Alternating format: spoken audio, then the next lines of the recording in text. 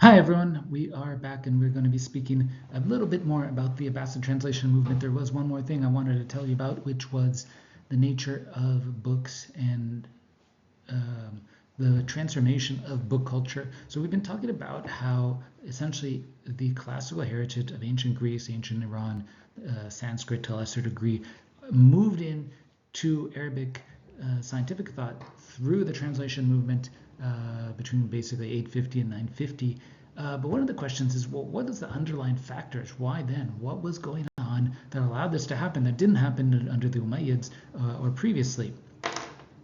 Well, one of the things that happened is that there was what we might call a book revolution. There was just a whole bunch of books being made, and that possibly occurred because there was a technological change, which is the introduction of rag paper. Now, if you think about paper today, you probably think that it's made out of wood pulp, which it is. In fact, if you get a bunch of copier paper or any sort of paper, it's probably made out of wood pulp mixed in with some other stuff.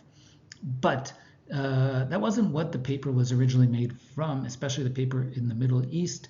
The best paper that was being used between essentially the year 800 and the year 1900 was what we call today rag paper, because it was made up of macerated, that is, chewed up rags, linen rags, that were then used to create paper. That technology technically came from China, where they were originally using the bast of different types of trees. I want to say mulberry trees, so kind of the inner bark of mulberry trees, breaking that down, turning that into their type of wood-based paper. But where it really was transformed and developed was actually in the oases of Central Asia and what's today Western China. There, probably where they had many less trees, but they had more linen and rags, they developed the technology of basically creating paper through rags. And it was probably there that technology, once the Abbasids moved into there in around the 750s and 800s, conquered that area, probably started coming into the Abbasid realm and was adopted relatively quickly, actually very quickly, partially because they needed a cheaper writing surface. What were they using before? Well, they had a few options. One, they could write things on wooden boards, etc. That was expensive because then you had to need to do a wooden board every time. Or you could write things on what's called parchment. Parchment is an animal skin. You take a calf or a baby goat or whatever, you skin it, you take off all the hair, you treat it, you stretch it out, you process it, and then you get a few 2-3 pages of of parchment. The problem with that is that you basically got to kill a lot of animals, and animals are really expensive. So there was just producing a book, imagine a Bible or something like Quran on parchment would have been a massive expense. It would have taken tens, hundreds of animals just to produce one book. So they were obviously very expensive. So what do we get instead is there's also the option of papyrus, but papyrus is more fragile. It doesn't quite work as well. It grows in more limited places. Paper, on the other hand, can basically be produced anywhere as long as you have rags.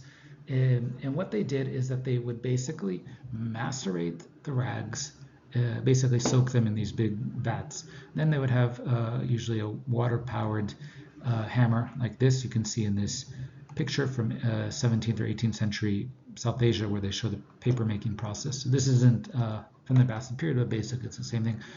So they mash down the rags, the pulp goes into here, they wash it, deal with it in different ways. Then they take a reed bed, a form, a mold of sorts. They dip it into it. They pull it out. The water drains out. It dries for a bit. Then they take the sheets of paper and hang them to dry. Then you have to do a whole bunch of other stuff. You have to do something called sizing. Basically, you have to coat it with certain substances so that the ink doesn't bleed through. You can burnish it. You can do a variety of things. But then you have paper. And that paper is tough and it's good. And actually, what's amazing is that if you go to, if you are like me and you go out and do research in manuscript libraries, you'll find hundreds of thousands, sometimes even millions millions of books altogether from the Islamic period, not from the Abbasid period, but from later on, written in paper, and that paper looks good. Like, it doesn't get old. It's not like our paper today where it's like after 20, 30 years, the acids there turn it yellow, it gets all crinkly. It's still like pretty decent. And it's really thin and it works really well. So that paper, as long as it doesn't get burned, preserves a lot of material perfectly well. What's interesting, by the way, is that Europeans, even though they occasionally countered paper, they didn't want to use it. They thought it was cheap and bad, and they continued to use parchment for that. But the fact is, paper was just radically cheaper. Rag paper was just so much cheaper than parchment, and it was much more resilient than papyrus. Papyrus cracks, you can't bend it as much. And this set off essentially a book revolution.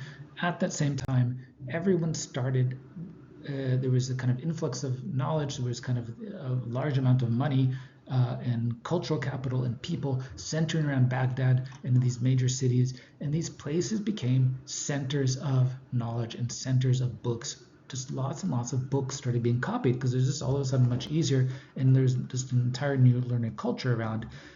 So this is, for example, a description by a geographer of the library of a Buyid ruler. The Buyids were the guys who were kind of ruling Iraq during the late Abbasid period.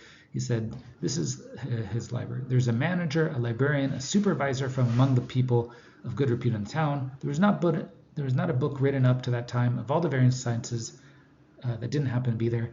It consists of a long oblong gallery and a large hall with rooms on every side. He attached to all the walls of the gallery and rooms bookcases 6 feet high, 3 cubits long, made of wood and decorated. For every subject, there's bookcases, catalogs, etc. So people had very large books at that time. And in fact, one of the interesting books from the period is written by a figure called Ibn al-Nadim. It's called the Fihris, which literally just means an index. It was an attempt to kind of come to terms with the fact that there was so many different books being written in the past 100 years, and it essentially created a giant bibliography of 10,000 books by over 2,000 authors. It's actually been translated into English, so you can actually go check it out, and you can get a sense of how they organized knowledge in their view. The other things that shifted, of course, is not just the material conditions of the books themselves, but also the way people approach knowledge. People began to trust written knowledge much more. By the way, before I forget, I want to emphasize two things. If you look at this picture, this is probably from the 12th or 13th century, but you get a sense of maybe what a place with a bunch of books would look like. Look at these niches where they're stacking these books. These are books. Books are not stacked vertically, they're stacked horizontally. Also, point to the fact these are books. One of the interesting things in the ancient world, the late antique world, they actually didn't use books as we know them. What they called a book or a text was actually often a scroll. The idea of having a book like we do for now, I don't know how long it's going to last, what we call a codex, that is a book with a spine that you flip through quickly and easily, that also came to be in the 800s. Now, all of this is tied to writing culture.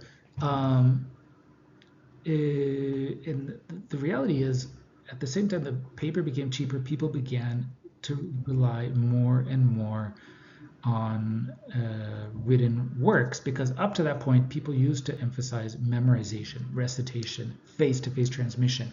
They didn't just pick up a book and trust whatever is said. Maybe like we do today, we trust whatever comes in a book, because for now you believe that it's gone, that it's by that author, has some knowledge, etc. There's always, different visions. But if I tell you go read that book, and you read it, you're probably gonna trust that book, the information in that book is true, and you're gonna trust my recommendation. And you can even probably think, well, I can go look at a book and learn from it. Today, maybe we don't even learn from books anymore. We just watch YouTube videos and other material. But these are the systems of trust that are building upon each other. But back then, they didn't have that, right? The idea is that ultimately, okay, anyone can just pick up a book and read, but do they really understand it? Would they really get it? Which is, I guess, a fair critique. And so the emphasis was always on face-to-face interaction and transmission of information between people directly as a social bond. Because Even if we look at hadith collection at that time, it was like that. People went from place to place. They went to a different town. They met with people. They listened to their hadith. They memorized them. And then they passed them on to the next generation, to another person.